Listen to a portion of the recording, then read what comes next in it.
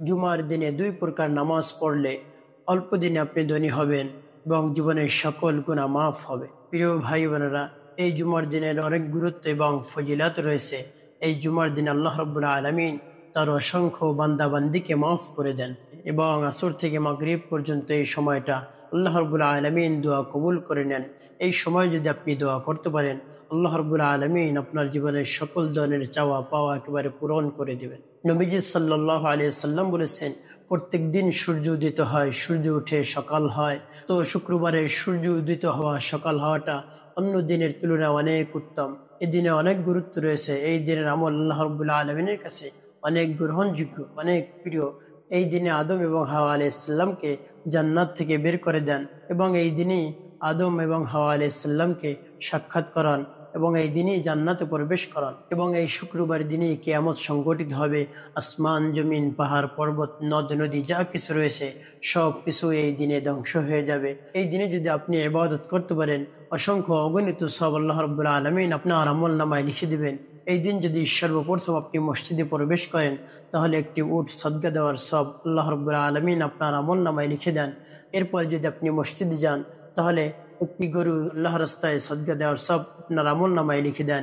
এরপরে আপনি যদি যান, একটি ছাগল আল্লাহর রাস্তায় সদকা দেওয়ার সব আপনার আমল নামায় লিখে দেন। এরপরে আপনি যদি যান, একটি মুরগি আল্লাহর রাস্তায় সদকা দেওয়ার সব আপনার আমল নামায় লিখে দেন। এরপরে যদি আপনি যান, একটি ডিম সদকা দেওয়ার সব আপনার আমল নামায় আল্লাহ রাব্বুল আলামিন লিখে দেন। তো জুমার দিনের কত গুরুত্ব এবং কত ফজিলত! আপনি যদি সর্বপ্রথম মসজিদে যেতে পারেন, একটি উট সদকা দেওয়ার সব আপনার আমল নামায় আল্লাহ রাব্বুল আলামিন লিখে দিবেন। আপনি যদি প্রত্যেক সপ্তাহে জুমার দিনে সবার আগে মসজিদে যেতে পারেন, আল্লাহ রাব্বুল আলামিন আপনার আমল নামায় এরকম অসংখ্য অগণিত সব লিখে দেন। সুবহানাল্লাহ। এই জন্য জুমার দিনের গুরুত্ব অপরিসীম। আপনি এই দিনে যে দোয়া করবেন, আল্লাহ রাব্বুল আলামিন সেই দোয়াই কবুল করে নেবেন। তাই প্রিয় ভাই বোনেরা, দুই প্রকার নামাজ যদি এই জুমার দিনে আপনি আদায় করতে পারেন, আল্লাহ রাব্বুল আলামিন আপনার জীবনের সমস্ত গুনাহ মাফ করে দিবেন এবং অল্প দিনের মধ্যে আল্লাহ রাব্বুল আলামিন আপনাকে ধনী বানিয়ে দেবেন। প্রিয় ভাই বোনেরা, আমাদের সকলকে ৫ ওয়াক্ত নামাজ আদায় করতে হবে। আল্লাহ রাব্বুল আলামিন ৫ ওয়াক্ত নামাজ আদায় করার কথা পবিত্র কোরআনুল কারীমের মধ্যে জানিয়ে দিয়েছেন। আল্লাহ রাব্বুল আলামিন বলেন, আকিমিস সালাহ, তোমরা নামাজ আদায় করো, নিজে নামাজ আদায় করো এবং পরিবারে যারা রয়েছে সকলকে নামাজ পড়ার জন্য উৎসাহিত করো এবং আশপাশে যারা রয়েছে তাদেরকেও নামাজ পড়ার জন্য ডাকো এবং তাদেরকেও উৎসাহিত করো। তাহলে নামাজ কায়েম করা হবে, নামাজ আদায় করা হবে। আল্লাহ রাব্বুল আলামিন অন্য আয়াতে বলেন, ইন্নাস সালাতা তানহা আনিল ফাহশাই ওয়াল মুনকার। আল্লাহ রাব্বুল আলামিন বলেন, নিশ্চয়ই নামাজ অন্যায় অশ্লীল কাজ থেকে বিরত রাখে। অর্থাৎ যে ব্যক্তি উত্তম রূপে ওযু করে, খুশু এবং খুজুর সাথে সুন্দর করে নামাজ আদায় করে, তার নামাজ তাকে অন্যায় অশ্লীল কাজ থেকে বিরত রাখে। তাই আপনি যদি সুন্দর করে নামাজ আদায় করেন, আল্লাহ রাব্বুল আলামিন আপনার জীবনকে সুখময় করে দিবেন এবং জীবনের সব ধরনের গুনাহ মাফ করে দিবেন এবং আখিরাতে আল্লাহ রাব্বুল আলামিন আপনাকে জান্নাতের ব্যবস্থা করে দিবেন। ও ভাই বোনেরা, দুই প্রকার নামাজের কথা আমি বলেছি। সেই দুই প্রকার নামাজ আপনি খুশু এবং খুজুর সাথে কেমন করে আদায় করবেন, সেই নিয়মটা আমি বলে দিব। কোন সূরা দিয়ে আপনি নামাজ আদায় করবেন, কিভাবে আদায় করবেন, আমি সবকিছুই আপনাকে বলে দিব।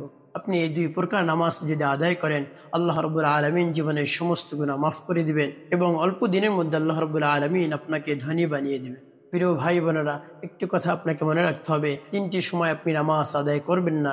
এর মধ্যে একটি সময় হলো যে সময় সূর্য উদিত হয়, সেই সময় আপনি নামাজ আদায় করবেন না। ২ নম্বর, দ্বিপ্রহরের সময়, অর্থাৎ সূর্য যখন মাথার উপরে থাকে তখন নামাজ পড়া নিষেধ। ৩ নম্বর, সূর্য যখন অস্ত যায় তখন নামাজ পড়া নিষেধ। তাই আপনি এই ৩ সময় আপনি নামাজ পড়বেন না। অন্য যে কোনো সময় আপনি নামাজ আদায় করতে পারেন। তো প্রিয় ভাই বোনেরা, কোন দুই প্রকার নামাজ আপনি আদায় করবেন? ১ নম্বর, আপনি ২ রাকাত তওবার নামাজ আদায় করবেন। আপনি যখন পবিত্র স্থানে নামাজ পড়ার জন্য দাঁড়াবেন, তখন নামাজের নিয়ত করবেন, হে আল্লাহ, আমি কিবলামুখী হয়ে আপনার সন্তুষ্টির উদ্দেশ্যে ২ রাকাত তওবার নামাজ আদায় করতেছি।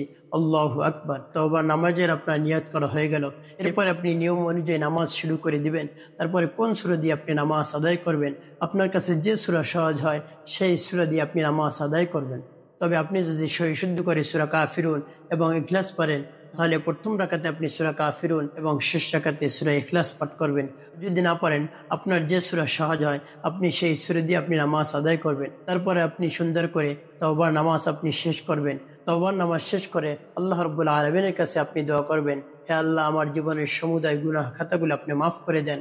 আমি যত ধরনের গুনাহ করেছি, সগিরা কবিরা, ইচ্ছায় অনিচ্ছায়, শিরক বেদাত, জেনে না জেনে, বুঝে না বুঝে, শুনে না শুনে, দেখে না দেখে, দিনে রাতে যত ধরনের গুনাহ আমি করেছি, সব ধরনের গুনাহ আল্লাহ আপনি মাফ করে দেন। আপনি যদি তওবা নামাজ আদায় করে দু ফোঁটা চোখের পানি জড়িয়ে আল্লাহ রাব্বুল আলামিনের কাছে বলতে পারেন, আল্লাহ রাব্বুল আলামিন আপনার জীবনের সমস্ত গুনাহ মাফ করে দিবেন।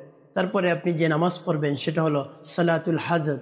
সালাতুল হাজত নামাজ পড়ে আপনার যত হাজত রয়েছে, আপনার যত প্রয়োজন রয়েছে, আপনার টাকার প্রয়োজন, আপনার সম্পদের প্রয়োজন, আপনার সম্মানের প্রয়োজন, আপনার নেককার সন্তানের প্রয়োজন, আল্লাহ রাব্বুল আলামিনের কাছে আপনি চান, আল্লাহ রাব্বুল আলামিন অবশ্যই দিয়ে দিবেন। তো সালাতুল হাজত নামাজ আপনি কেমন করে আদায় করবেন? আপনি সর্বপ্রথম উত্তম রূপে ওযু করে পবিত্র একটি স্থানে দাঁড়াবেন। তারপর আপনি নিয়াত করবেন, হে আল্লাহ, আমি কিবলামুখী হয়ে আপনার সন্তুষ্টির উদ্দেশ্যে 2 রাকাত সালাতুল হাজত নামাজ আদায় করতেছি, আল্লাহু আকবার। তারপরে আপনি নামাজ শুরু করে দিবেন। তো কোন সূরা দিয়ে এই সালাতুল হাজত নামাজ আপনি শেষ করবেন? আপনার কাছে যে সূরা সহজ হয় সেই সূরা দিয়ে আপনি নামাজ পড়তে পারেন। অনেকে বলে থাকেন এই সূরা পড়তে হবে, সেই সূরা পড়তে হবে। তবে উত্তম হলো আপনার কাছে যে সূরা সহজ হয় এবং সহি শুদ্ধ করে আপনি যে সূরা পারেন সেই সূরা দিয়ে আপনি নামাজ আদায় করে নেবেন। এভাবে আপনি যদি সুন্দর করে নামাজের নিয়ম কানুন মেনে নামাজ আদায় করতে পারেন, তারপরে আল্লাহ রাব্বুল আলামিনের কাছে আপনার প্রয়োজনের কথা, আপনার হাজতের কথা আপনি বলতে পারেন। আল্লাহ রাব্বুল আলামিন আপনার সেই প্রয়োজন মিটিয়ে দেবেন। যত ধরনের চাওয়া পাওয়া রয়েছে সকল চাওয়া পাওয়া আল্লাহ রাব্বুল আলামিন পূরণ করে দেবেন।